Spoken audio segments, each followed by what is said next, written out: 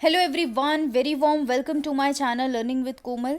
तो आज की वीडियो में हम करेंगे optimal portfolio and portfolio optimization. तो जैसे कि मैं आपको बता दूं, हमारा चैप्टर पोर्टफोलियो सिलेक्शन चल रहा है, जिसमें मैं ऑलरेडी पहले मार्कोविट्ज मॉडल, उसके अजम्पशंस कवर कर चुकी हूँ और साथ ही साथ एफिशिएंट फ्रंटियर भी कवर कर चुकी हूँ और कॉर्नर पोर्टफोलियो भी कवर कर चुकी हूँ। अब हम पढ़ेंगे आज की वीडियो में ऑप्टिमल पोर्टफोलियो और जो है पोर्टफोलियो ऑप्टिमाइजेशन क्या होता है। चैनल को अभी तक आपने सब्सक्राइब नहीं किया है तो प्लीज़ सब्सक्राइब ज़रूर करें, क्योंकि ऐसी ही वीडियोस हम अपने चैनल पर लाते हैं जो आपके लिए काफ़ी ज़्यादा हेल्पफुल होती हैं, स्पेशली इन एग्जाम्स टाइम। वो वीडियो को प्लीज़ लाइक करें, अपने क्लास ग्रुप में ज़रूर शेयर करें, ज़्यादा से ज़्यादा स्टूडेंट्स तक पहुँचाएँ।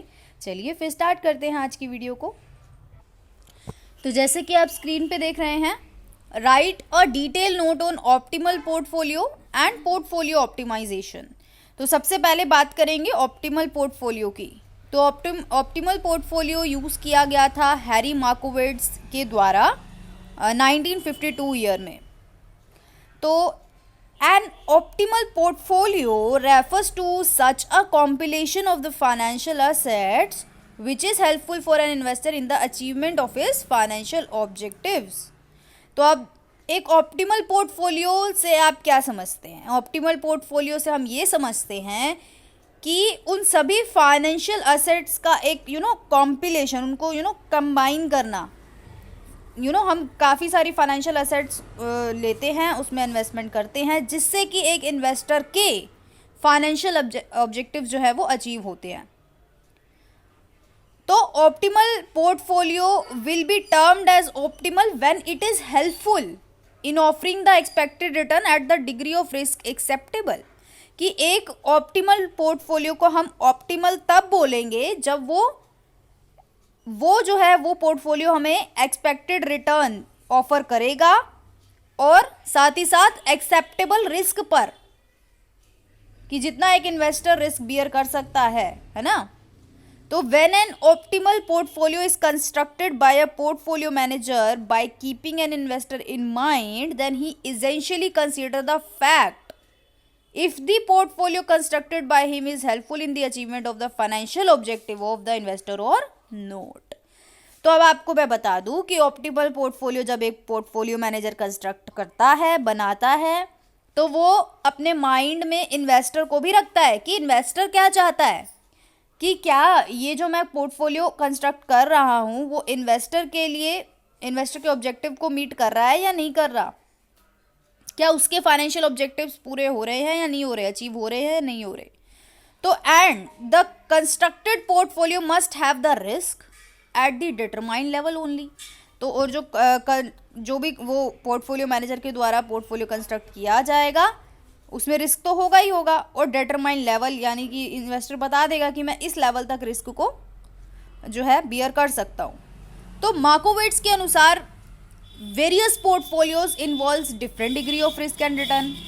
आप जानते हो मार्कोविट्ज के अनुसार जो है पोर्टफोलियो, जितने भी टाइप के पोर्टफोलियोज होते हैं डिफरेंट, उनमें different degrees of risk and return involve होता है। So every investor must be ensured about the fact that he cannot avoid the risk.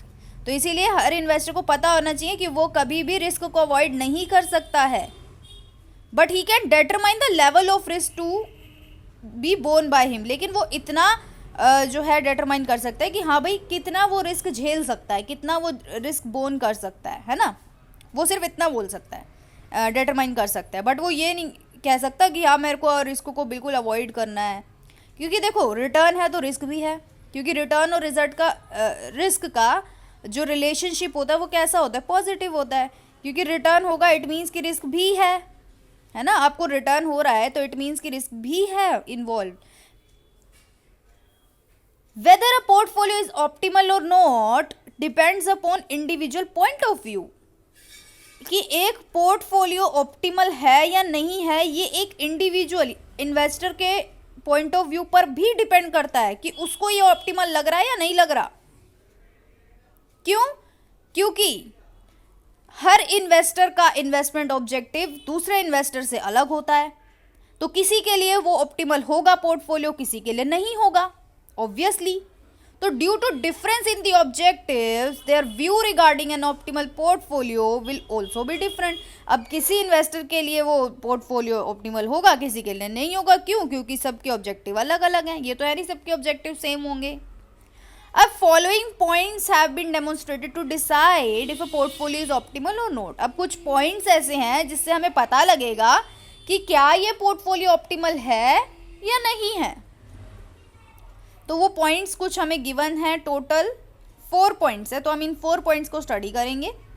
तो पहला पॉइंट आप देखिए, if an investor is conservative in relation to his investable amount and he is more concerned with the safety of his invested amount, then he will prefer to make investment in those financial assets which ensure the safety of the investment। कि अगर एक investor conservative सोच का है और वो उसको चिंता है अपने कि भाई मैं ये जो पैसे लगा रहा हूँ वो सेफ रहें, उसको चिंता है अपने पैसों की सेफ्टी की, जो भी वो इन्वेस्टमेंट कर रहा है जिन पैसों की, तो वो इन्वेस्टर उन फाइनेंशियल एसेट्स में इन्वेस्टमेंट करने को प्रेफरेंस देगा जिसमें उसको सेफ्टी मिले अपनी इन्वेस्टमेंट की, और जो रिटर्न है वो भी फिक्स रेट पर उसको मिले। तो this rate of return is equal to the normal rate, और ये जो रेट ऑफ रिटर्न होगा वो नॉर्मल रेट के बराबर होगा। इस प्रकार एक portfolio offering a return at a normal rate will be the optimal portfolio of conservative investor. अब देखिए, एक इन्वेस्टर कंजर्वेटिव सोच का है, वो चाहता है कि उसके पैसे सेफ रहें और उसको फिक्स रेट पे रिटर्न भी मिलता रहे। तो फिर वो कौन सी टाइप की फाइनेंशियल एसेट्स में करेगा? जो उसको सेफ्टी ऑफ इन्वेस्टमेंट प्रोवाइड कराती हो। हाँ भाई, ये जो आप इस इन्वेस्टमेंट में अगर करोगे, like example government securities. Government securities में क्या होता है? गवर्नमेंट सिक्योरिटीज़ में यही तो होता है, सेफ्टी होती है। क्यों? क्योंकि वो गवर्नमेंट की सिक्योरिटीज़ हैं, सेफ्टी भी हो गई और साथ ही साथ रिटर्न भी फिक्स होता है उनका, है ना। तो कंजर्वेटिव इन्वेस्टर के लिए वो पोर्टफोलियो ऑप्टिमल होगा। ठीक है, आई होप ये बिल्कुल क्लियर है। अब दूसरे टाइप के इन्वेस्टर की बात करते हैं। दूसरे टाइप का इन्वेस्टर क्या सोचता है कि an investor who believes in taking the advantage of new opportunities. अब एक ऐसा इन्वेस्टर है जो सोच रहा है कि यार मेरे को ना नई नई अपॉर्चुनिटीज का फायदा लेना है, एडवांटेज लेना है ना, और उसका जो है कंजर्वेटिव नेचर नहीं है।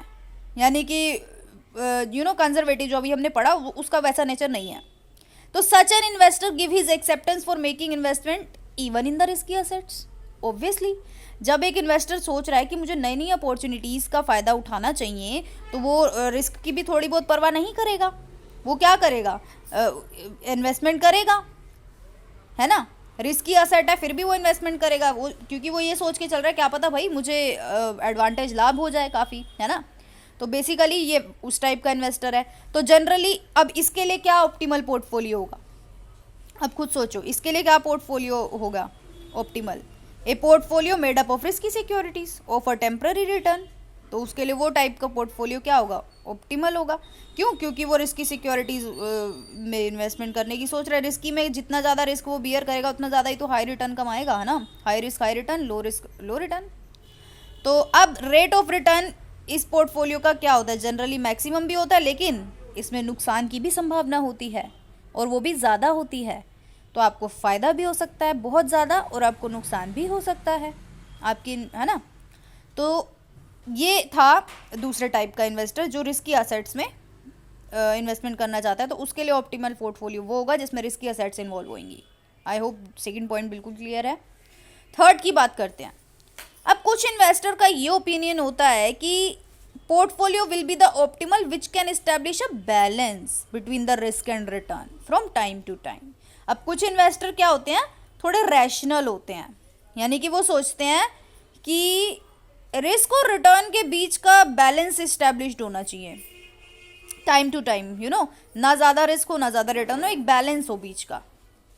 तो उनके लिए जो है it must have been constructed according to the needs and preference. तो उनके लिए किस टाइप का पोर्टफोलियो कंस्ट्रक्ट होगा? जो भी उनकी नीड्स होंगी, जो भी उनकी प्रेफरेंसेस होंगी, उसके हिसाब से उनका पोर्टफोलियो कंस्ट्रक्ट होगा और उनके लिए वो ऑप्टिमल पोर्टफोलियो कहलाएगा। फोर्थ पॉइंट की बात करें तो कुछ इन्वेस्टर के अनुसार securities having low, medium as well as high rate of return. अब कुछ इन्वेस्टर ये सोचते हैं कि हम ना अपने पोर्टफोलियो में लो रिस्क वाली भी सिक्योरिटी इन्वॉल्व करते हैं, मतलब है ना, लेते हैं, मीडियम वाली भी ले लेते हैं और हाई रेट ऑफ रिटर्न भी ये वाली भी ले लेते हैं। बेसिकली मेरी सोच भी फोर्थ वाले इन्वेस्टर की तरह ही है। मैं भी यही सोचती हूँ कि लो भी लो, मीडियम भी लो और हाई भी लो। तो फोर्थ वाला इन्वेस्टर ये चाहेगा। तो the securities having low and medium rate of return are generally less risky.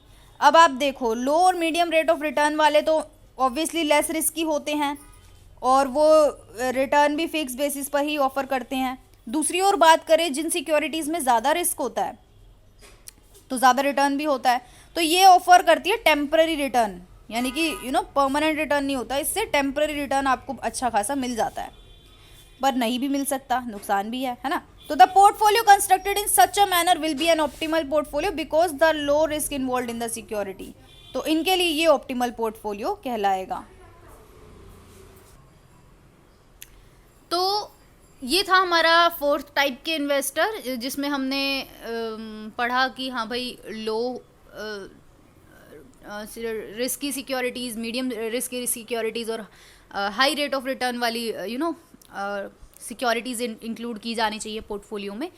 तो ये थे 4 टाइप के इन्वेस्टर। तो इन टाइप के इन्वेस्टर के लिए इन टाइप का पोर्टफोलियो ऑप्टिमल कहलाता है। अब हम बात करेंगे ऑप्टिमाइजेशन की, कि पोर्टफोलियो ऑप्टिमाइजेशन से आप क्या समझते हैं। तो यहाँ पे गिवन है कि portfolio optimization refers to the selection of the various proportion of the financial asset in a portfolio. अब ना देखो, ये तो हमने पढ़ा कि हाँ ऑप्टिमल पोर्टफोलियो होता है, हमें फाइनेंशियल सिक्योरिटीज इंक्लूड करनी पड़ती है। अब कौन से टाइप की सिक्योरिटी में कितना फंड लगाना है, प्रोपोर्शन क्या रहेगा। आपके पास फॉर एग्जांपल 1 लाख रुपीज़ हैं, तो आप 1 लाख, ये तो है नहीं कि एक ही टाइप की सिक्योरिटी में लगा दोगे, तो अब आपको प्रपोर्शन करना पड़ेगा कि कितना कितना पैसा मुझे किस किस टाइप की सिक्योरिटी में लगाना है। तो portfolio optimization refers to the selection of various proportion of the financial asset in a portfolio. और मुझे कितनी मतलब लाइक अभी हमने फोर्थ टाइप के इन्वेस्टर में पढ़ा कि लो, हाई और मीडियम तीनों लेनी है। अब आपको ये भी तो देखना है ना कि कितने नंबर ऑफ यूनिट हाई वाली लेनी है हमें अपने पोर्टफोलियो में, कितने नंबर ऑफ यूनिट मीडियम वाली और कितने नंबर ऑफ यूनिट लो वाली लेनी है ना। तो these proportion are economically more efficient than other portfolio. तो ये टाइप का अगर आप प्रपोर्शन करते हो, ये ज़्यादा एफिशिएंट होगा आपके लिए। और these criteria are generally related to the expected return and the risk involve in the investment. तो ये जो क्राइटेरिया है वो एक्सपेक्टेड रिटर्न और रिस्क जितना भी हमारी इन्वेस्टमेंट में इन्वॉल्व होता है उससे रिलेटेड होता है। अब मेन जो ऑब्जेक्टिव होता है पोर्टफोलियो ऑप्टिमाइजेशन का, वो क्या होता है, रिस्क को मिनिमाइज करना है और रिटर्न को क्या करना है, मैक्सिमम करना है। रिस्क को कम करना है और रिटर्न को ज़्यादा करना है, ताकि इन्वेस्टर के ऑब्जेक्टिव जो है वो अचीव हो सके। तो the task of portfolio optimization is not possible to be perform by a single person only. कि भाई ये जो पोर्टफोलियो ऑप्टिमाइजेशन का जो कार्य है ना, ये एक सिंगल पर्सन के द्वारा नहीं किया जा सकता, यू नॉट पॉसिबल।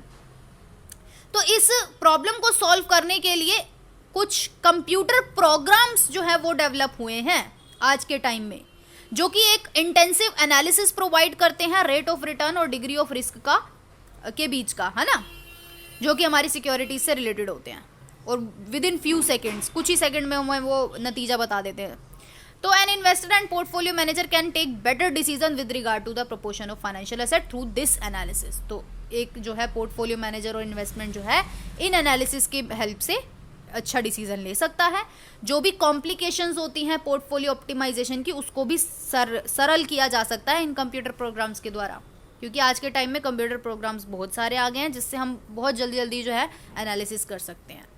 अब कॉन्सिक्वेंटली पोर्टफोलियो ऑप्टिमाइजेशन जो है वो कुछ 2 एजम्पशंस पर बेस्ड है। वो 2 एजम्पशंस क्या हैं वो देख लेते हैं। पहली कि investors are generally risk averter, that is no rational investor in favour of risk. कहने का ये मतलब है कि इसमें जो है ना इन्वेस्टर जो है वो रिस्क लेने वाले बंदे हैं, मतलब वो no rational investor is favour of risk in risk.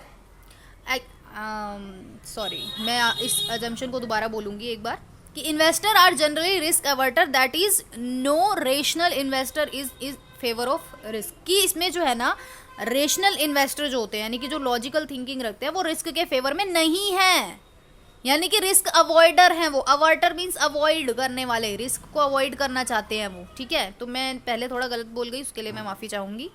Second assumption, generally the value of a stock is different from its historical and estimated value. कि जो स्टॉक की वैल्यू है वो डिफरेंट होगी उसके हिस्टोरिकल और एस्टिमेटेड वैल्यू से, that is difference पाया जाएगा एक्चुअल वैल्यू और हिस्टोरिकल वैल्यू में, ठीक है। तो ये था ऑप्टिमल पोर्टफोलियो और पोर्टफोलियो ऑप्टिमाइजेशन। आई होप बिल्कुल क्लियर हुआ होगा आपको। और वीडियो को लाइक करें, शेयर करें, कमेंट करें। Thank you so much. Channel को सब्सक्राइब करना बिल्कुल ना भूलें।